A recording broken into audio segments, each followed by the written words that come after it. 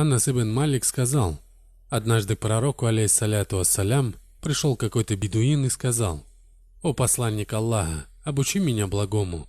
Пророк, алейхиссаляту вассалям, взял его за руки и сказал: «Говори: Субханаллахи, вальхамду лилляхи, ва ля иляха илляллаху, валлаху акбар». И этот бедуин стал считать на пальцах и ушел. Затем, поразмыслив, он стал возвращаться.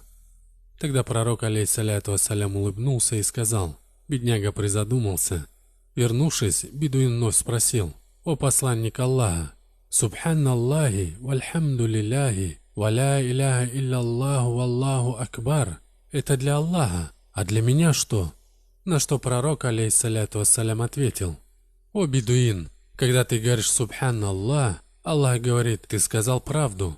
Когда ты говоришь Альхамду лиллях, Аллах говорит: ты сказал правду».